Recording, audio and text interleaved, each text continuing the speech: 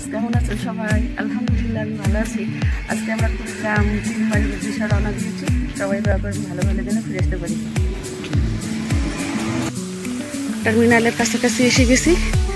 অনেক কুয়াশা সামনে, যেহেতু টার্মিনাল আমার বাসার মোটামুটি কাছাকাছি 5 মিনিটের ওয়াকিং ডিস্টেন্স, এই জন্য আমি পায়ে হেঁটে যাচ্ছি। টার্মিনালে পৌঁছে গেছি।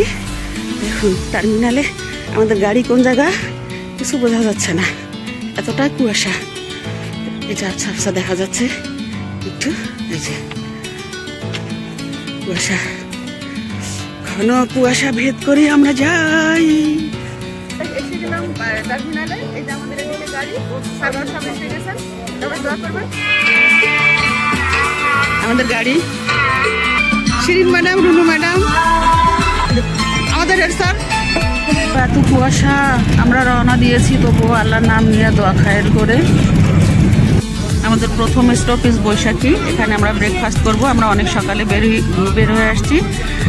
এখানে আমাদের একাডেমিক সুপারভাইজার স্যারও ওয়েট করতেছেন আমাদের জন্য। ওনারা ঢুকে পড়েছেন, আমি এখন নেমে যাব। এই যে তিস্তা ব্রিজে আমরা আসছি। এখানে আমি দ্বিতীয়বার আসলাম। তিস্তা নদী শুকিয়ে এখন জমি হয়ে গেছে। তিস্তা নদীর সেই জৌলুস আর নাই, সেই সৌন্দর্য এখন আর নাই। হয়তো বর্ষাকালে হবে। আমি বর্ষাকালে একবার এসেছিলাম, তখন নদীর এপার থেকে ওপার অনেক সুন্দর ছিল, দেখা যায়নি তেমন। এটা সামনে যেটা দেখা যাচ্ছে এটা হলো রেল লাইন দিয়ে ব্রিজ। ব্রিজের উপর অনেক ঝুঁকিপূর্ণ, সেই জন্য স্যার, আমাদের প্রোগ্রামার স্যার রাস্তার ওপার থেকে আমাদের সবার গ্রুপ ছবি নিচ্ছে। এখন আন চলে গেছেন ফটোগ্রাফার, নামি দামি ফটোগ্রাফার। মদন ডাক্তার থেকে এখন ফটোগ্রাফার। কেউ কেউ সেলফি তোলা নিয়ে ব্যস্ত, আর আমরা সবাই ছবি তোলার জন্য দাঁড়িয়ে। দেখুন আমরা এখন এসেছি ধরলা ব্রিজে, ধরলা নদী। ধরলা নদী আমরা কুড়িগ্রাম থেকে দেখতে আসছি। এর আগে ধরলা নদীতে আমি লালমনিরহাট বড় বাড়ি থেকে দেখেছি। অনেক সুন্দর নৌকা আছে, ছোট ছোট।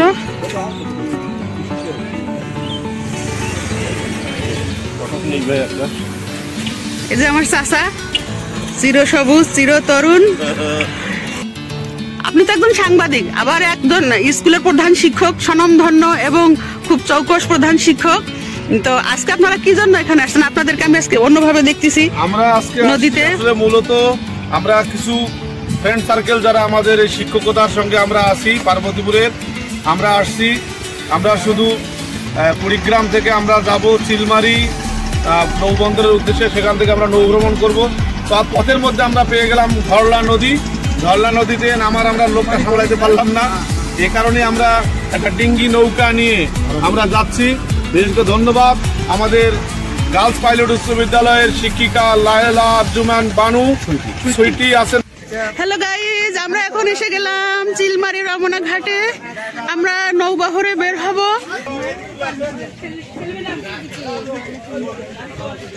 রমনা ঘাট, নদীর তো পানি ওই পারে, মাঝখানে চর আছে। আমরা এখন নৌকায় উঠবো। আমরা একটা বড় বোট নিয়েছি, 45 জন, কিন্তু ওখানে 200 জনের মতো অ্যাকোমোডেশন।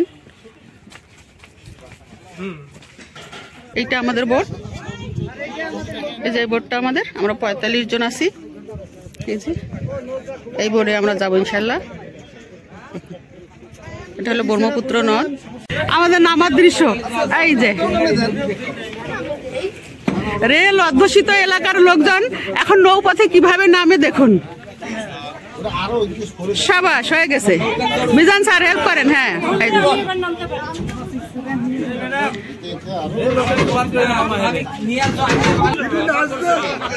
নৌকার ছাদের উপরে কেক কাটা হবে। এই যে সুন্দর, এই কেকটি কাটা হবে।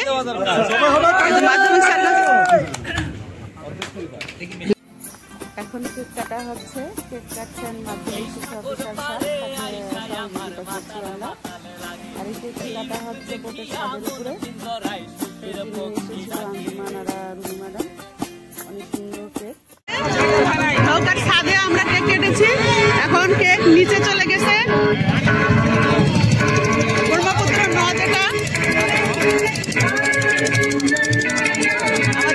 করে যাত্রা শুরু হতে যাচ্ছে, রওনা দিলাম।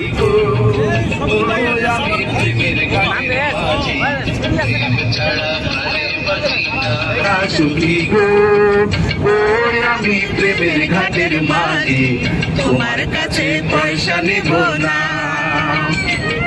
সব সুখীরে পার করিতে নেব আনা আনা, তোমার বেলায় নেব সখী তোমার গানের সোনা সুখী গো। আমি প্রেমের ঘাটের মাঝি, তোমার কাছে পয়সা নেব না।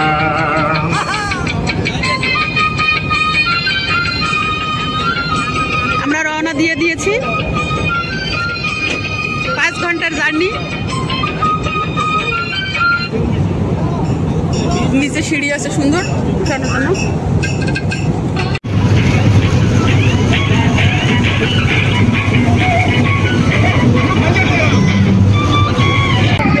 অনেক সুন্দর, যেদিকে দেখাই সেদিকে পানি।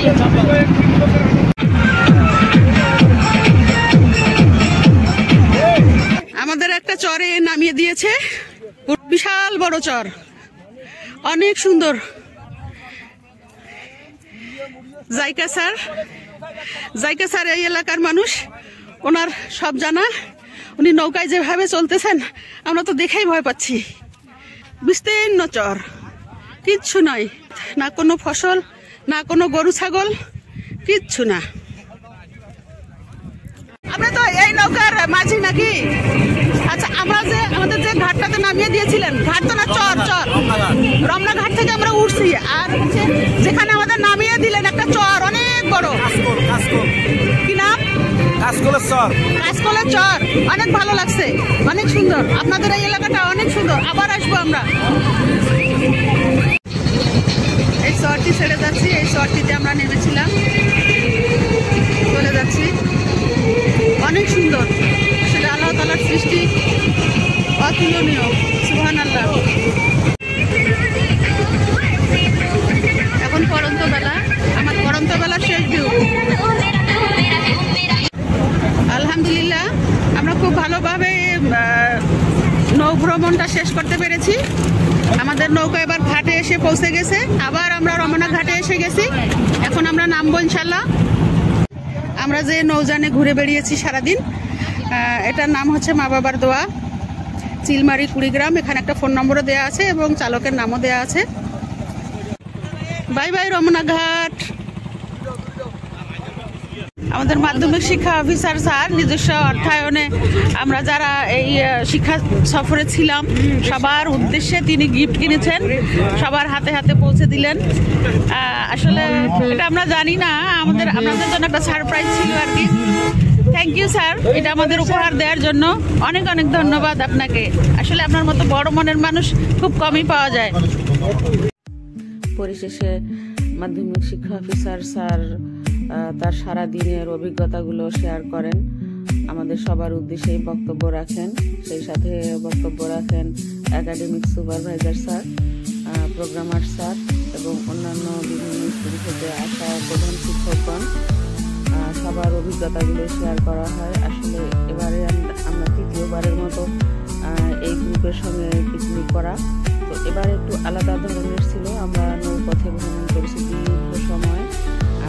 এবারে নদী দেখাই ছিল, সেখানে দেখেছি তিস্তা, তারপরে ধরলা, তারপরে ব্রহ্মপুত্র। অনেক আনন্দ হয়েছে। জি জি, আসসালামু আলাইকুম। জি আসসালামু আলাইকুম। আমরা সকাল 7টা থেকে রাত 10টা পর্যন্ত খুব আনন্দ করলাম, বিভিন্ন স্পটে ঘুরেছি, খাওয়া দাওয়া করেছি, গাড়িতে অনেক আনন্দ করেছি। আর সবচেয়ে আমাদের ভালো লেগেছে মাধ্যমিক স্যার আমাদেরকে উপহার দিয়েছেন, আমাদের জন্য একটা খুব সারপ্রাইজ ছিল। এখন সবাই আমরা পার্বতীপুরে এসে পৌঁছে গেছি, সবাই নেমে যাচ্ছে। আর গাড়িতে অবশিষ্ট 2-1 জন আছে, আমি এখন নেমে যাব। আমাদের জন্য দোয়া করবেন। ধন্যবাদ সবাইকে। এখানে আমার ব্লগটা আমি শেষ করলাম। আল্লাহ হাফেজ।